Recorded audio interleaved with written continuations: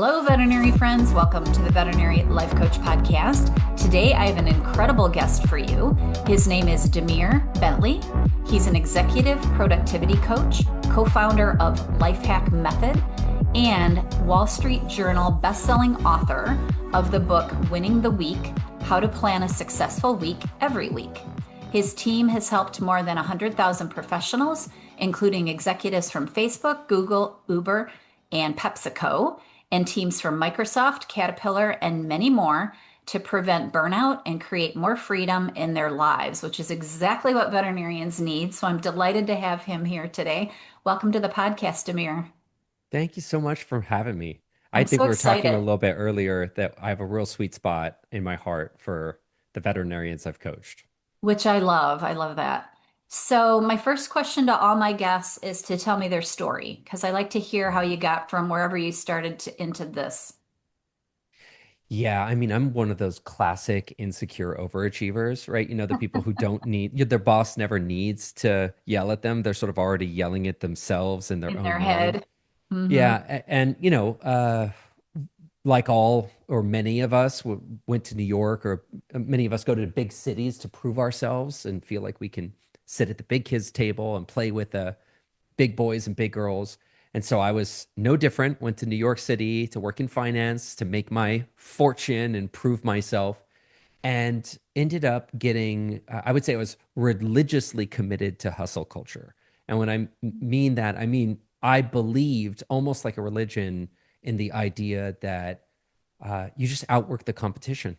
That's how you're successful. You just work harder than anybody else, sleep less, and the reward will come. And very much like falling out of a religion, uh, when it finally failed for me, it really felt like I wasn't just losing a way of operating. It felt like I was losing a whole worldview. Oh, Like wow. this is me. I am the guy who can outwork the competition. I am the guy who can put in the long hours. And I knew, I mean, when I didn't suspect, I didn't hope, I knew it would pay off for me. So when it didn't, and instead I had three mystery surgeries and my doctors were concerned for my life, it was sort of like I wasn't just laid out and questioning things. It was like I was questioning my core values in life. Like, who am I if I can't be the hardworking, hard charging guy? And I describe this in more detail in the book, Winning the Week. But I finally, my three doctors aligned around diagnosis, because for a long time they couldn't figure out what was wrong with me. And it was actually something called sudden salary man sudden death syndrome, which is very common in Asia and not so common in I the United heard that. States. It's where you're working so hard that, for so many years, high cortisol, high stress, that your body sort of thinks it's dying and starts shutting down. And That's in my scary. case, it was my entire digestive tract. And so that was a Friday. And on Friday, on a conference call, they all agreed, whatever do you can keep working. You just have to go in next week and start working a 40-hour work week. At that time, my lowest working hours were 80. I was spending between 80 and 100 hours a week. That's And crazy. so, imagine anybody who's listening now, if we just somebody told you, okay, next weekend you have to walk in on Monday and cut your hours in half. You would just look at the person and think, okay, great, I'll grow wings and fly to fairyland and live with the elf Right. You're children. I mean, crazy. Yeah. this is crazy.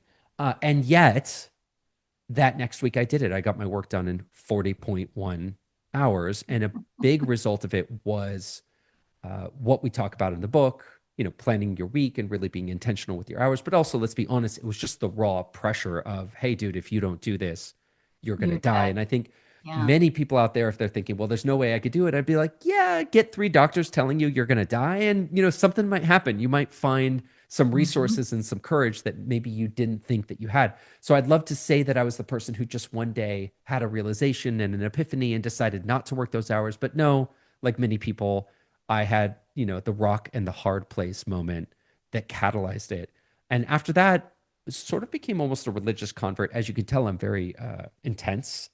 And whatever I'm into all the Right. way. And so I actually went from being into hustle culture all the way to almost flipping and really getting into this idea of minimalism and essentialism and systems and productivity, and got so good at it that I cut my working work sorry I cut my working hours in half that first week, but went on within 2 months to actually go to down to 4 hours a week. Now, the vets here listening don't have the same option that I had, because the way that Sure. I did it was I hired 3 guys in India to do like 80% of my job, which is not an option for many vets. But just to Right. say that I got really intense into this world of productivity and efficiency and essentialism, and went on to become a productivity coach. And now I've been doing that for over 12 years, and I've worked with all manner of people. Now on my bio, it says I'm an executive coach. The truth is that most of the people that I work with are small to mid-sized business owners or executives who manage between 5 to 50 people. That's a sort of midpoint.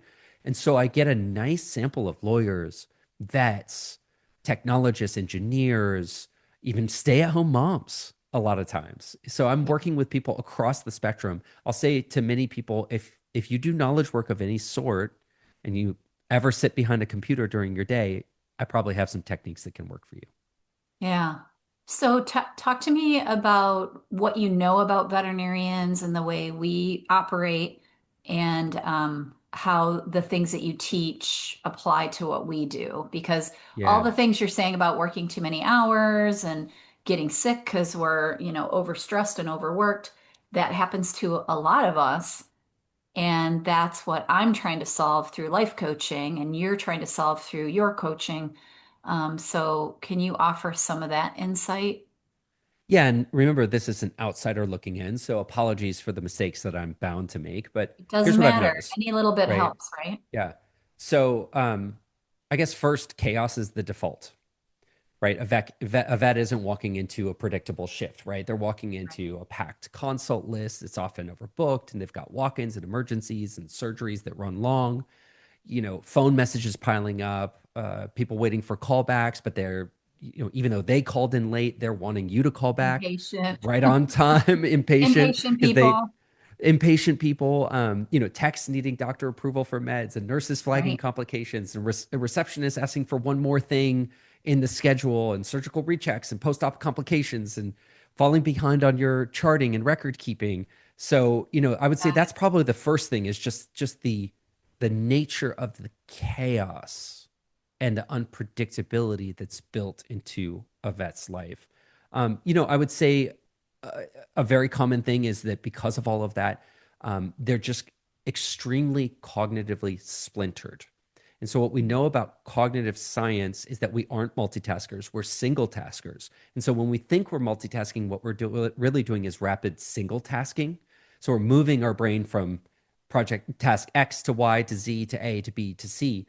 And in the case of a vet, that can go from an extremely mundane small thing that's very administrative and procedural, all the way to I've got to walk into the next room and tell somebody that their cherished loved pet is now going to die today unexpectedly, right? Yeah, And so just the incredible cognitive switching costs that's embedded in being a vet, right? And for those vets who are listening who are also clinic owners, well, you're a business owner, right? And so now you've got, in the midst of all of that, you've got tax season, right? And you've got, two of your support staff left at the same time. I had a vet who had a mutiny, and 5 of her support staff left at exactly the same time, right? I mean, they just just so you're like dealing walked with, out, yeah, you're dealing with business owner problems in right? addition to just a vet's day, right? So high emotional load, high cognitive load. The workflow is absolutely fractured cognitively between decision fatigue and collaboration. Then you're moving to documentation and procedural tasks and surgeries and checkups. It's long work weeks, and they're irregular. So it's really hard to find predictability and structure in predictability. It'd be so nice to say, oh, yeah, we're going to line up all of our surgeries on Thursday. Nope, not going to happen. Right. Don't work. Um, and just very hard to find space for anything that might be high leverage but non-urgent, right? So if you're trying to study, if you're trying to certify, if you're trying to develop new skills, like, okay, with what time, right? Right. Where am I supposed to work this in? And, not to mention personal life, Now you have to right? go home and manage it all at home. Yeah, yeah. And of Yeah. course that leads, so what does all this lead to? I see a high amount of self-blame, right? Mm, Even though they know there's an yes. impossibility to the whole thing, and they see other vets struggling with it too. It's not like the next vet is doing They a think great they're job. unique, right? Yeah, so it's like I must be, there's just a lot of self-blame, right? Yeah, I would also say just another thing that would be really worth bringing into this conversation is that when we have high cognitive switching costs, we end up really burning through our energy reserves. And so a lot of people think, do I have enough time? But vets can really burn through their energy long before they've burnt through their time. And so then what right. that leads to is when you do have time, you don't use it effectively. You go slow, you progress slowly through things, you procrastinate on things. And so then that leads to a lot of self-blame because you're sitting there thinking, I had 2 hours to do this and I somehow didn't get it done. But what you're not Right. given credit for is how blown out you already were by 2 o'clock in the afternoon. You were just cognitively and emotionally done. You dragged yourself through five, six, or seven. A very common thing that happens to knowledge workers when they're chronically overloaded and overburdened is that they work slow. So if you ever want to give yourself a little break, go online and look at the symptoms of chronic fatigue, chronic overload, and you'll just read your symptoms, right? Working It'll sound slow, just like us. procrastination, given to frustration, hard to take on the hard things on your task list. You know, uh, you find yourself with these little sweet spots of like, oh, I like to check my email, but I don't like to do my charting, right? And it could vary person to Yeah. person, but you find yourself crutching on the things that you find in More any way interesting or more comforting or energy. interesting. Yeah. Yeah. And then the self blame that comes from that, like, why can't I just make myself do the things that need to be done? Not giving yourself credit for how chronically overwhelmed you are and chronically overburdened, And it right? causes And exhaustion. yeah, and then of course a very common thing at home life is, when we've taken ourselves into chronic exhaustion that far, we actually find that it's hard to put work down. And so then even when you are at home and you have time to restore yourself, and it's critical that you do restore yourself, you're actually bringing a huge amount of, it's hard to shut your brain off. You're bringing guilt, you're bringing shame. It's hard to shut your brain off. So you've sort of gotten yourself into this high level, high cortisol fight or flight state that's hard to shake off when Yeah. you get at home. Am I getting any of this right? Let me just stop and Yeah, no, it's perfect. And you're still multitasking. Like when I was the business owner, I enjoyed seeing how the hospital was running and doing the business part of it more than I enjoyed like writing up records and things like that. So that would be where my procrastination would come in. I'd have a stack of records when we had paper records like this high on the corner of my desks. Then when you go home, you're still thinking about work. You're trying to be a good mother and a good wife and all the things and get yourself in order. And it just takes up all your brain space. And you're trying to multitask at home, trying to do work and home. And then when you're at work, you're worried about your kids and the school's calling. And so, yeah, you got it all right. It's yeah, very, very, um, a very exciting job, but also it takes a lot of energy, a lot of brain space, and therefore, you have to help yourself in some way, which is what yeah, you're doing, right?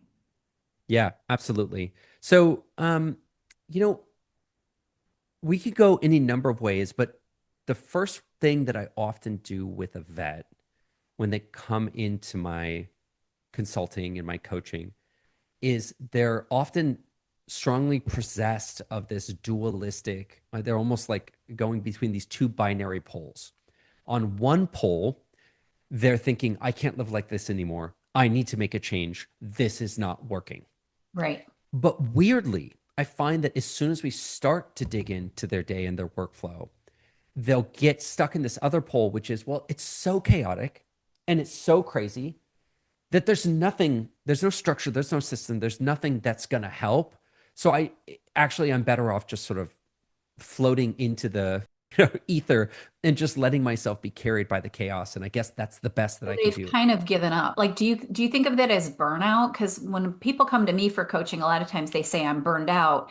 But when you start asking and digging into that, it's more about I just can't figure out how to juggle this and go back to when I used to like this job. It's kind Well, kind of it's a it's similar thing. absolute it's absolutely burnout, but I think also this sort of, you get this sometimes too with, weight loss, right? You get these moments where you're like, I'm going to get fit. This is going to be the year that I do it. And then, you say, oh, it's never going to happen for me. Why do I even try? And so there's Give this up. sort of almost like an angel and a devil on your shoulder speaking at the same Sure. time. One Yeah. saying, we've got to make a change here. And the other saying, well, change isn't possible. So It's what futile. really helps into this basic psychology or this conundrum is to say, it's okay if you feel like 99% is not in your control. Let's focus on the 1% that is. Let's Because focus it on the, pulls you out of the hopelessness. Is that like what you're trying to do? because I think there's a common sense truth there that we can all relate to. There Right. is always 1% that we can control. That you can control. Sure. There is 1% that I could actually affect here, things that I could do better. And often when we grab that, think about that like a thread. If you grab that 1% like a thread and you do the 1% that's evident to you that you can control, often right behind it is another 1% that you discover, oh, I could also then control this. And if you keep pulling that thread, you realize that there's probably a greater amount that you can control than was initially evident. You were prevented from seeing that by just the huge amount that you can't control and the Right. sense that it's like all out of my control. So the first thing I would say, just as a baseline setup, is it's okay for 99% to be out of your control. Don't focus on that. Don't let yourself get freaked out by that. Focus on the 1% that is in your control. So let's make that really specific, right? So the 1% that could be in your control could be to say, hey, I can try to do some kind of charting before I walk out of the room. Right. I could just have a little bit of a discipline to even give myself a breadcrumb trail. Because so many vets that I know are like, I'm 2 weeks behind. I can't even remember seeing, Right. it's like Right. it's so far back there. I didn't even leave myself a breadcrumb trail to remember what this scenario Yeah, sometimes even you don't even was. remember the people or the dog. You pick up the record or you look at the record in the computer and you're like, I have no idea if this was a black lab or like that's how hopeless it is sometimes if you procrastinate long Yeah. enough, right? Yeah. I had a Yeah. client who would at least take a picture so that she could Yes. get the visual cue of like, Sure. oh yeah, that was Yeah, the and I just patient. used to feverishly write notes on a piece of paper, like the travel sheet. I would just write Yeah, it like little check boxes, and that would remind me of the different things that I wanted to yeah, write in the record. But but you're right. Once it gets to be a giant pile that's 2 weeks old, you are overwhelmed, and then you can't even take the first yeah. step. And of course, remember, I'm not trying to freak anybody out, or you could do this with pen and paper, but also Sure. now we do have HIPAA compliant, Right? transcription softwares that will Yeah. do the notes for Which is you. And beautiful. Yeah. when you think about this, I've actually done the time tracking with my clients of how long it takes them to catch up on their charting when they're behind versus how long it would have taken to just like push enter With with AI. a audio AI transcription. And they Right. look at it and say, wow, is that really how much time I'm burning? And remember, it's not just time, people. Please listen up when I say it's also cognitive load, shame, and energy that you're losing and draining. It is taking you 3 times as much time to remember what that client was or what that patient was, And beat and then to yourself go up for back, not remembering. yeah, and just how much you've been dreading it and carrying it versus how clean it feels when you're walking out the door and it's like, okay, notes are done for that client, right? So Right. so that's part of that 1%. Mm. Yeah. That 1%, it's like Love that. that's within our control. I'll give you a couple other examples that I've seen that might inspire people. I see a lot of clients who are re-explaining something 17 times a week, right? Mhm. And that's an invitation to think, can we not have a send ahead email for euthanasia? Can we not have a PDF that we can give, a printed PDF we can give the client to read while they're in the waiting room that can get them a little bit anchored into what's going to happen in this moment so that Right. I don't have Prepared. to repeat my spiel over and over and over again, which extends the length of the time. And I'm already pressed for time. But also, let's be honest, when you do something 17 times a week for 10 years, you lose your enthusiasm for it and you don't do as good of a job as Do it every single well. time as, yeah. So, would it be so much better to do it once, do it at the highest possible level with so much love and care and affection, and then let it work for you every single time you're doing that procedure? So, there's a lot of missed opportunities for client onboarding, for client pre-prep before they even walk into the room, right? For client education, for follow-up. So these are part of that 1% where we can say, actually, that is something I could do. Now, let me play the opposite side. Let me take the side of somebody who's saying, yeah, but Demir, that's not gonna fix my whole problem. And again, the 1% aren't, it's there's no silver bullet.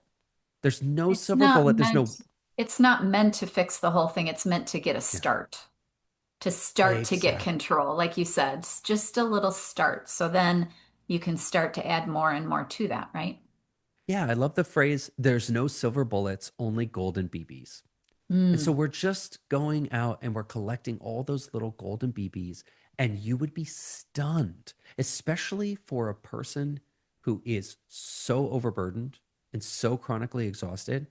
You get that person 2 hours back in their week, they're going to feel it. They're going to feel it's going to Wow. feel a little bit better. And you're Hmm. going to need that 2 hours. If you're that up against it, that 2 hours is going to feel like manna from heaven. So you might say, oh, Demir, well, I'm playing small ball here. And I would just say, number one, you're going to feel even small amounts of time that you get back when you're that up against it. Number Right. two, a lot of it, remember, isn't just about time, it's about the cognitive load. And you're going to feel it at the even the same if you have a day where you're working the same amount of hours, but you had to expend less cognitive load, you're going to go home and feel that you've got a little bit more for your family to give at the end of the day, even at the same amount of hours, because you just got a little reserve of energy. And then the final thing, and this is the best part, is that all of those 1% compound. They don't add, they compound. And so you start planting those seeds for yourself within a month, 2 months, 3 months. You look around and you're like, things are feeling better here. What's going on? And it's not one thing you did, it's just all of those little seeds that you planted. Yeah. And together they're just going to create real change for you at home Exactly. or at work, right? Yeah. Yeah. So talk to me a little bit about maybe some of the business things. I mean, you talked a little bit about the record keeping and the AI. What other kind of tools do you recommend that people use when they're struggling with time management or record keeping, or are there others? I would say it's not about the technology, it's about how you use the technology. And in a world where Cal Newport talks about the technopoly, this idea that we're so obsessed with technology that we just think, boy, it's gonna this technology is gonna fix me. And actually, what I've seen as a productivity coach is the technologies are great, but I'll bet your clients already know the main 4 or 5 technologies Sure. that they're supposed to Yeah. be using. Yeah. Often, what's wrong isn't that they don't have the right technology, except in the case with AI transcription. I'm surprised the people who aren't doing the AI Using it transcription. yet. Yeah. A Yeah, lot of the people that that I coach, their hospitals do have some form of AI notes. The it I think it's just getting the people to buy into using it and that it exactly. really saves time. Like some people say, well, it writes it down everything I say, and then I have to go back in and weed stuff out and change this and that. And but I would argue that if you can get it to write down everything you say, then your record's pretty complete, even if you don't go back through and weed it out. Or it's giving you that breadcrumb trail where Right. later you You actually can fill can in do the your charting blanks. so much easier. Right. If you do have to save out, imagine 2 weeks from now, you've got an accumulation of charting, but every single one of those has a full transcript of what was said. Oh my God, a piece of cake Sure. compared to having to remember what that client was and what that situation was from memory, Absolutely. right? So Right. much easier. So a couple things. Number one, they're usually already using the technology, but they're often surprised that there's features in that technology that they don't know about. So I can't tell you how many clients use Microsoft Office, and I will show them things that Office can do, and they've been using Office for 10 years and they're like, "Oh, it can do that? I never knew it could do that." So these small levels of effort to I'm talking about the kind of thing you could easily learn in a 20-minute tutorial video that was free on YouTube, right? Right. So just that the interest in the self-development to say, "Okay, I've already committed to Office. Doesn't it make sense that I'd want to allocate some amount of time to make sure that I Learning it. know how this tool works, right?" Sure. And then the other thing is understanding how to make it work for you in your context. So this gets into a little bit of the office design and the business workflow design, because a lot of times it's not just about the technology, it's the interaction between the humans in your office and the technology. Not only do you know how the technology works and all of the features, but does your team know? And as we're really sailing a boat together, aren't we? And everybody on the boat has their own role to play. And if we're all playing our role together, we can sail through the craziest storm and sort of look at each other and give each other the thumbs up and the high five and say, wow, you were amazing today. But we all actually probably mostly live on the other side where it was like, you've got the cook, raising the flag, or raising the mainsail, and you've got the guy who's supposed to be raising the Not the mainsail anchor. is in the kitchen. It's like we're not playing our roles in the best way. So I can't tell you how many clients I've heard getting pulled in to answer the phone at the front desk because the person at the front desk got pulled in on another thing, right? So Yep. now, wait, because the front desk Now person everybody's all got mixed pulled up. in to hold down an animal. Wait, now I'm answering at the front desk, and it just feels like we are sailing this ship completely out of position. So that's another thing is not just looking at the technology, but looking at the workflow. And Mm, workflow is, yes, it's technology, but it's also technique. How are we using this? And how are we doing our job? I just spoke to a client. She was in my boot camp 4 months ago, and she was talking about the fact that what was constantly happening is she was having her other vets, because she had other vets in her business, coming in and constantly asking her questions that they pretty much already reasonably knew the answer to. Right. And so there's this right. constant, like, I'm just going to use you as a security blanket to Because double they don't want to make a check. mistake. And yeah, Yeah, yeah, they wanted to cover themselves. They didn't want to make a mistake. But her frustration was, hey, listen, I'm out for 2 days and everybody does their job. There's no accrued questions. So why is it that when I'm in the office, it's constant questions and I can't get any time to myself to even just like eat a sandwich and go pee? right. And there's that feeling mama's home, right? So I'm just going to ask these questions. And so understanding that would be a great communication policy. Like, hey, if it's XYZ ABC, I'm going to want you to make that call yourself. And if it turns out that it's wrong, we can have a postmortem on what happened that was wrong. But I don't want the premortems constantly. Right. We're going to turn the premortems into the postmortems. Right. And that's something Yeah. you have to teach your team. I mean, Yeah. I had a very, very insecure receptionist, and she would come to me every time she was trying to schedule an appointment and ask me if it was okay. And I just Yeah. had to get to the point where I'd say, I don't know if it's okay. You're the receptionist. You have to decide that. And I had to Yeah. keep reassuring her, you know how to do this. You don't need to ask me. I'm not going to make that decision for you. You have to make the decision. Yeah. And it took a while because she was very insecure. But if she did make a mistake, I would have to support her and not jump down her throat, right? Because I was trying to teach her a Yeah. skill of making her own decisions. But once I got her to make the decisions, then they quit coming to you and asking you. So Absolutely. it's difficult to do if you're a people pleaser or you're trying to take care of your team, but to teach them to make those decisions and teach them that you trust them to make those decisions, Yeah. I think is what you're saying, huh? Yes. Now, here's where things are going to get hard because I understand the person. The reason I started with, hey, let's start with 1% improvements is because often they don't take a huge amount of mental load. But Sure. as you start running out of those, you're going to start looking around and saying, okay, where's the other improvements? You're going to start climbing. And I love your example of the receptionist. There might be a moment where you do have to piece together 30 minutes of deep thinking time and sit there and ask yourself, boy, I have a sort of deeply held knowledge about how I would stack my own schedule. But if Hmm. you actually put a gun to my head, I couldn't tell you. Like I know, Right. but I can't say. And so Sure. this is when it exists in the algorithm of your subconscious, but it's not, you need to pull it, sometimes rip it out of your subconscious and bring it into your conscious and say, what would this look like if I had to put it on paper and make it simple and easy to Make it like a understand? What would policy. or an if then statement, right? Oh, Like okay. less of like A, B, C, D, E, F, G, and Right. more like, hey, here would be five different ways that five different good examples of how my week could get stacked in. And let me walk through each of the examples and tell you, okay, this would be an example where we've got a lot of surgeries this week.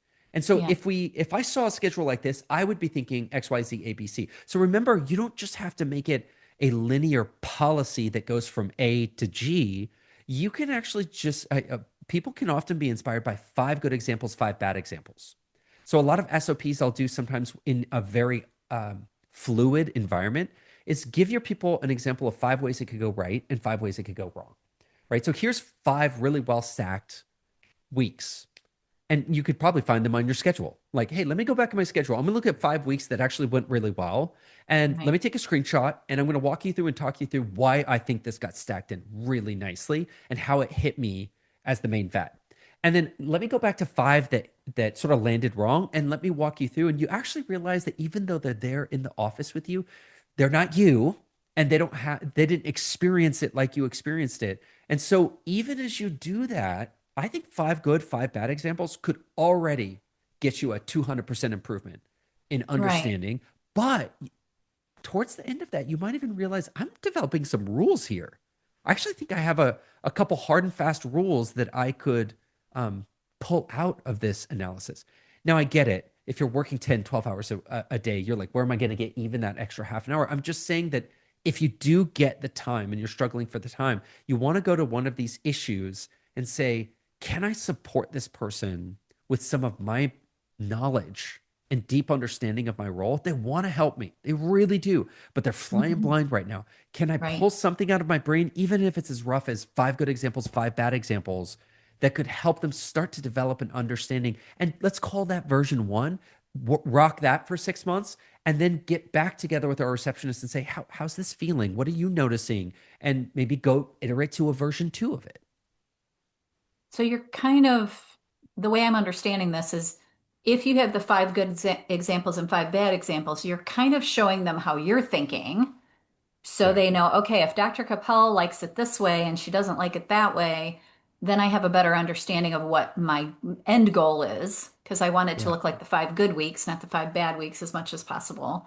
And then if you're a person like me who isn't good at, detail, because I would always have to assign that to someone, then once you kind of get those kind of basic principles out of your head, then you or someone that you work with can make it into more of a policy or actual rules statements. Yeah? Totally. So what I'm giving you is Okay. a way that you can almost have an intermediate step. If you're Yes. thinking, I don't even know what my rules are, I don't even know what my Right. policies could be, it's so chaotic. What would it even look like? Start with as simple as five times it went good and 5 times it went bad. Now, really cool would be if you do that in Zoom, where you get a transcript. Just open an Mm, empty Zoom room where there's a yeah. transcript, talk it through, just you're in there in a Zoom room I all love that. alone. You're Yeah, talking it through. It's exactly. recording it on the transcript. Guess what? Take that transcript, put it in the ChatGPT and say, "Hey ChatGPT, I can't figure out what kind of rules or policies that I could infer from this. Could you try to support me in pulling Mm, out some sort of common threads, some rules, some policies, or some frameworks that I could empower my front desk receptionist with?" And get that extra cognitive support from AI to, because often what I find with AI is if you verbal vomit it out there, if it's all out there, it's right. really good at finding those connecting threads. Yeah. Well, I could see where that would work very well.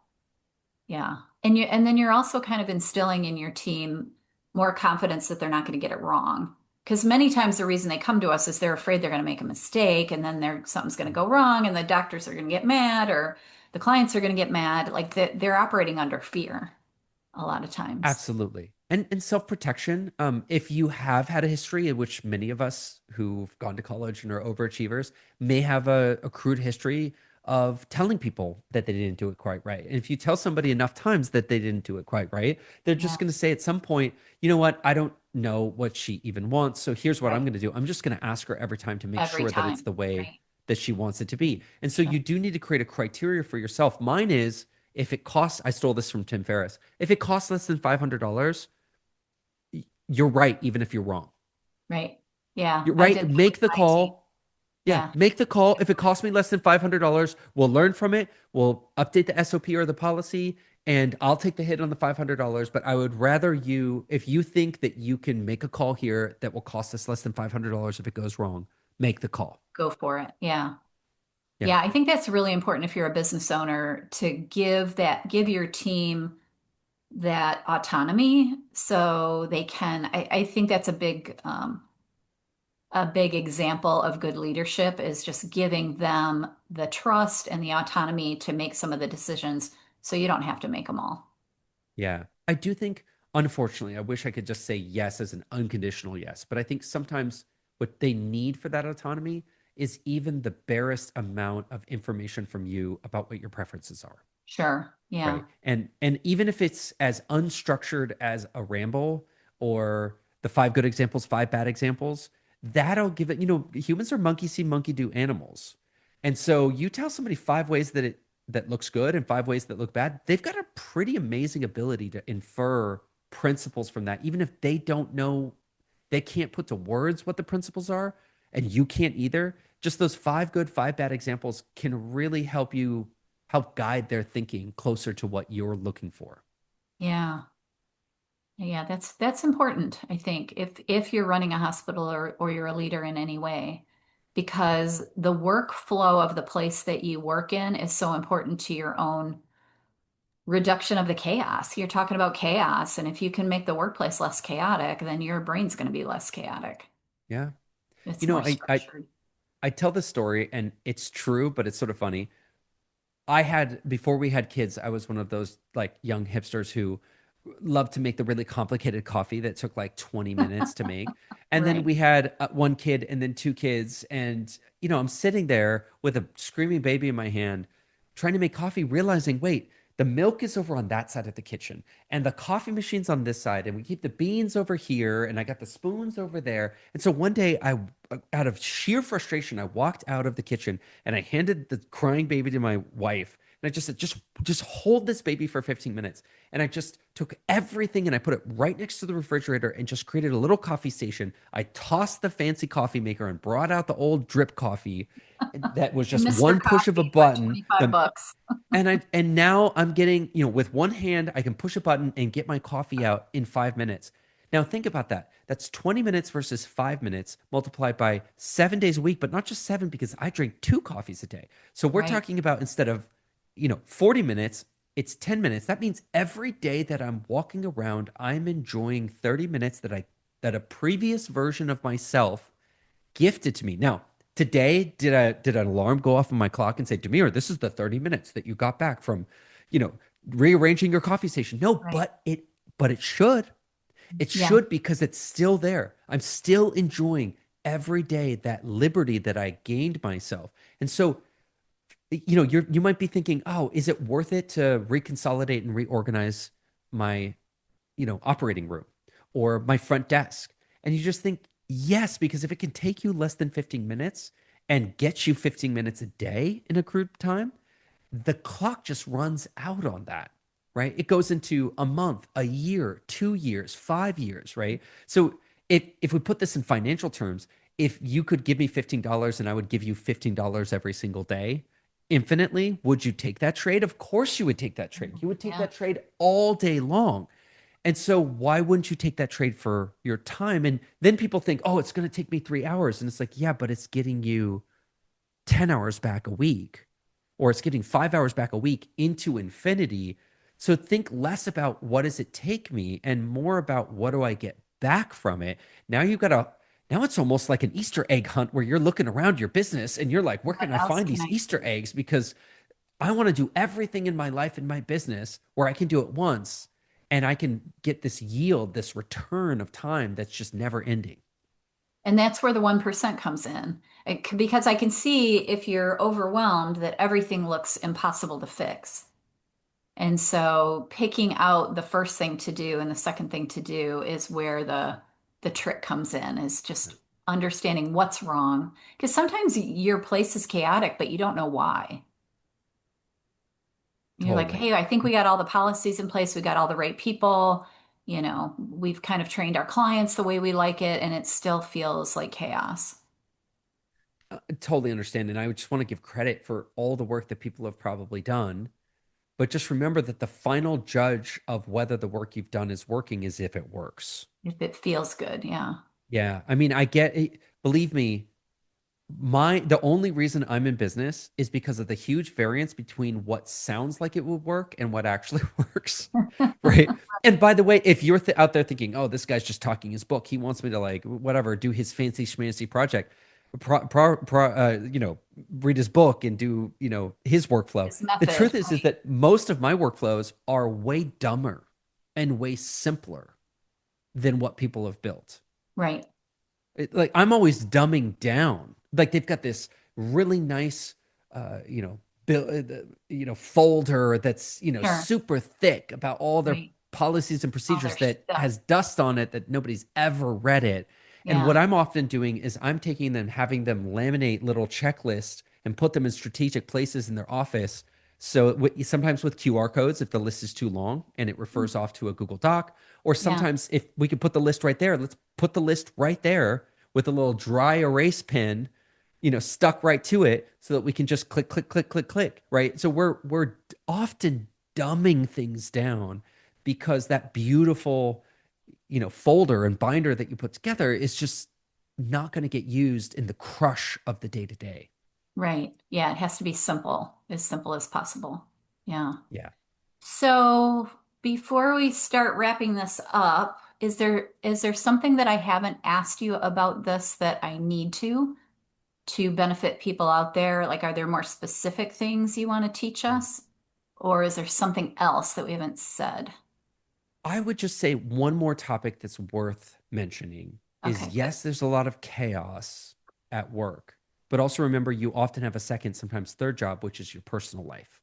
Right. And that is ripe for efficiency. And I know it's hard when you're in work mode and it's taking everything out of you to come back home and think about food prep or the way that you're organizing your house. But remember, it's all time and it's all cognitive load. If you save cognitive load at home, your brain doesn't make the distinction between cognitive load that's saved at home or at work. It's just Right. It's your life. you just feel less stressed, Feel right? better, right? Your brain doesn't make a distinction between you saved 30 minutes in something that you had to do at home versus 30 minutes that you did at work. It's just time, right? Right. So even if you're feeling overwhelmed, like you don't know where to start at work, it's certainly worth taking this to your time because the more pressure and overwhelm you experience at work, ironically, those are the type of people whose house is a complete mess and their systems at home are a complete mess, of course, because they're just crushed. And I completely Yeah, get it. they're overwhelmed completely everywhere and they have no idea where to start. Yeah. Yeah. But I'm just saying, if you've got a willingness and excitement to start on the family side of things or on the home side, or even if you're a volunteer in some capacity, wherever you're willing to start bringing in systems, workflows, automations, SOPs, checklist, technologies, wherever you've got a willingness, start there because it all bleeds together. This whole division that we have of, oh, this is my volunteer job and this is my work. And this is, you said you did a lot of stuff with your kids. If you're the PTA president, well, systematize the heck out of that. Yeah. Automate the heck out of that. Checklist the Right. heck out of that. Right? My team, they said, oh, this year we ran a retreat. They're like, oh, next year we want to turn it into a conference. I'm like, no, I know how to run the retreat now. I'm going to run the heck out of this retreat for 4 more years because now I've got systems and repeatability. I'm not going to abandon that for next year. No, I'm Right. relying on that repeatability for Yeah. next year. Yeah. And then you can do it all. I mean, I did have a lot of systems when my kids were growing up, folders for their school papers and things that, they were sitting right there on my desk in the kitchen. So I knew when the papers had to go back to school and, kind of having some kind of system to make it easier at home and same thing for at work. But I do think that picking a place to start might be difficult for some people when they're totally burned out and totally overwhelmed. But I like the way you boil it down to 1% because it could be something super, super easy. Like just, I'm going to always put my shoes in the same spot. I'm going to always put my keys on the hook. I'm going to always, if you have a system for each little tiny thing, it's going to save you from running around looking for your keys, running around, where's your purse? Where's your kids' papers? Where's the instruments? My kids were band Yeah. kids. Where's the instrument go Yeah. when we get home? Where's it going to be in the morning when we go to school? Just kind of having those little tiny systems will make a huge difference. Totally. And you know what? Use anger. Use anger. That angry Yeah, feeling where you just say, I'm sick of this. You know what?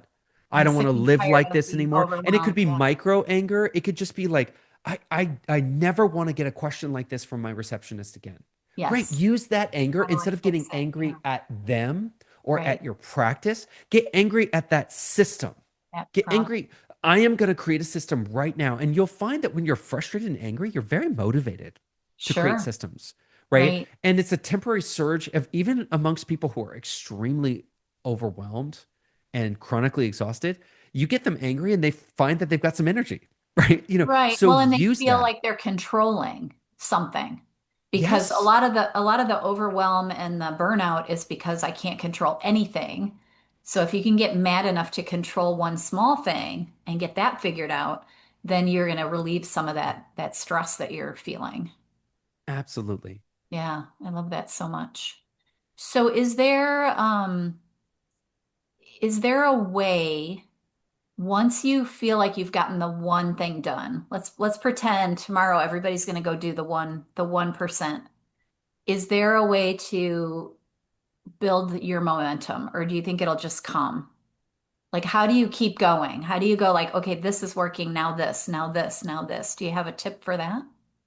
I don't know that I have a tip. I guess the last thing I would throw in there is if I, the reason we wrote our book, Winning the Week, about planning the week, is I would Yeah, go to cocktail parties constantly, and the cocktail party question that I got asked the second that people knew that I was a productivity coach right. was, "Well, tell me the number one thing I need to do for my productivity." Right? It was like a, Okay. Like they it wanted you was to give like them like the key to the universe. yeah, it's like give it all to me in like one sentence. And Right. at first I was frustrated with that question, but actually it sort of wormed its way into my brain Yeah. and I realized that's actually a very good question. If if I could only tell people one thing to do in their productivity that would get them the biggest impact, what would it be? And it turned out spend 30 minutes planning your week, Yeah. That was right? one of the best tips I learned. Somewhere along the line, was taking like the first hour of the week. So I would do Sunday night when after my kids were in bed, and I'd look at my whole week and decide, when are the concerts and when are the football games and when are what do I have to do at work? And I would kind of like figure out where I had to be when. And Yeah, that was one of the most liberating things because then I kind of had a plan. Even if it blew up in the middle of the week at work, I had to stay late, or at least I had a feeling for what I could do to make it run better that week. So whether it's 100%. I mean, Sunday night or Monday morning or whatever you recommend, but we do it on Friday because I like you to leave work on Friday and enjoy your and be weekend without the free. cognitive Okay. load I love of that worrying idea. about work. Because if you wait till Sunday, well, one might not Right. happen We have the because by Sunday Sunday night, scaries too. yeah, the A lot of Sunday vets scaries. hate Sundays because they know they have to go to work on Monday. So that's Yeah. probably not the best. On Friday, your week's still fresh in your mind, right? The Sure. the the wins, the losses of the week, what's going to bleed Yeah. into next week. It's very fresh in your mind. So it's actually a really Right. good time to do planning. And then you wake up Saturday morning and you've already looked at the next week. You have a game Uh, plan for next week and you enjoy Saturday and Sunday better. You're I more love able that. to disconnect. So that's our policy. So if people Friday. tell me, Demir, tell me besides this vet specific stuff, what's the number one thing I should do? It's Right. plan your week. And if you get not, there's so many, it's like an onion peeling the if you really know how to plan your week, you can get better and better at it and peel the onion at deeper levels. But the highest level that's worth it is just stop paying the stupid tax. I don't know if you've heard of this guy, Dave Ramsey, but I Dave love Dave Ramsey calls Ramsey. He's one about, of my yeah, faves. People either love him or hate him, but I love him. yeah, I mean, you can't hate this, that this Yeah, sometimes, stupid if tax. you had volunteered to take your kids and drive their team to a volleyball game, but you neglected to put it into your calendar, and then you get that panicked call 2 minutes after you're supposed to be at school picking Right. those girls up, where are Where are you? you? Yeah. That's the stupid tax. You Yes. knew about it. You Right. volunteered for it. You just forgot to put it in your calendar, or it was Right. on your personal calendar, but you didn't put it on your work calendar, some crazy thing like that. Yeah. That's what we call the stupid tax. And people are paying the stupid tax left and right simply because they didn't glance at their calendar and take a nice walkthrough of their calendar. So, what we Mm. teach in the book is a very simple method for running the basis of your weekly planning in a really rapid way to just feel comfortable that you've touched off on 80, 90% and you've eliminated those landmines that would have made a hard week a terrible week. And if you could just take all of your terrible weeks and just turn them into hard weeks, let me tell you, that might sound like faint praise, but that is going to be a huge increase in quality of life. If you took out of 52 weeks of the year, all of those nightmare weeks and just upgraded them to just hard, and you took a bunch of the hard weeks and upgraded them to like medium. And you even had a couple of the medium weeks that turned into like, oh, not so bad. You've just done an upgrade of your entire life. Yeah. Well, and if you can leave behind some of the stress that that made you ill, leave behind some of that stress and really focus on what's good about life, which you will start to do once your life gets more under control, then everything's going to be more enjoyable, including your Exactly. job, right? And there's Yeah. a long way to go on this. What we do, the way we think about ourselves at Lifehack is we think about ourselves as clinicians, not researchers. So we're not out here to just jumble people's head with more ideas and more technologies. What we're Right. really here to do is say, let's take the technologies that everybody's already using and everybody already knows, and let's teach them how to use it the way that they should have already used it. Let's show them the features that they didn't know about. Let's Right. show them how to use it in clever ways that they never really even put two and two Thought together to be about. like, oh my, that's really clever. I never thought about using it that way. And let's give them frameworks for how they can start climbing this ladder out of the vicious cycle into the virtuous cycle. And so often, especially with vets, but a lot of people who just have high chaos businesses, they can find themselves relatively quickly, like within a year or two, looking back and saying, I don't even recognize that person. I don't recognize the way they operated. I don't recognize their mindset. I don't recognize their systems. Like my life is it's not perfect, but it's 100,000% better. And I wouldn't trade places with them for $1 million. And that's really where we want to get, right? We know life is never going to be perfect. We're never going to grow Right. wings and fly off to Narnia, but we just Sure. want to feel like we're enjoying life. Hmm. Yeah. I love that. So tell people where they can find out more or anything else you want to tell them about you or your business, Life Hack. It's called Life Hack Method, or is it called Life Hack? Which Yeah, we're the tell me Life about Hack that. Method. The We're Life the Life Hack Hack Method. Method. Okay. So you can find us at lifehackmethod.com. If you are a video person, if you like video and sound, we have a free training on our main webpage that you can take to learn the winning the week method and just learn a really dead simple way to plan your week in 30 minutes or Love less. that. That's Yep. a great place to start. Free training. If you like books, we have Winning the Week on Amazon if you're a book reader. Yep. And I think almost over 500 reviews, like 4.5 stars. So we've gotten some good testimonials and So it's a reviews for the good book. book. Yeah. What's the best If seller? you are an yeah, if you're an audiobook listener, I narrated the audiobook myself and Oh, hope awesome. that I did a good You have job. a good voice for it, so Yeah, it's yeah, I probably hope I easy to did a good listen to. job. Yeah. So Awesome. if you like audiobooks, then you can also check out the book on Audible. I love that. Well, I'm excited. Anything else you want to say before we wrap this up? This has been fun to listen to, and I'm going to check it out for sure. Because I could always get better. I mean, anybody could get better at organization and Yeah. getting their life figured out. Yeah. Here's what just an idea I'll leave you with. Productivity, by the time we're fed up and chronically exhausted, the problem is it's sort of like a big knotted ball of yarn. Mm, And you're sort of looking at it in a very depleted state, sort of thinking, how on earth am I going to get this thing untied and unknotted? right, And the good news is it's not rocket science. It's not like you're diffusing a nuclear bomb. Like, don't cut the red wire, cut the green wire. right. Really, the cool good news here is you can start simple and you can just start with what's right in front of you. It's all going to lead to the same There's place eventually. no wrong way to do it. No wrong way to do it. I Just love that. pick any side of the ball of yarn and just start unknotting. That's great.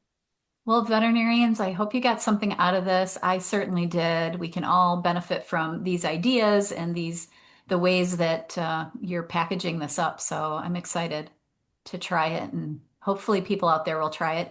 If you have any questions or you want to hear from Demir again, just send me an email, and I'm sure I'll be able to contact you and get you Oh, back on the yeah. podcast if we want to talk again. I'd love that. And, frankly, I love direct questions to my email. So if somebody's listening and they Perfect. just want to email me, just email me at Demir, Demir, at lifehackmethod.com. I'd also love to answer a question or two if you want to reach out directly. That's awesome. Thank you so much. I really appreciate it. Well, Yeah. thanks for being here, and thank you everyone for listening, and have a beautiful week, everyone. Bye. Bye, Demir. Bye.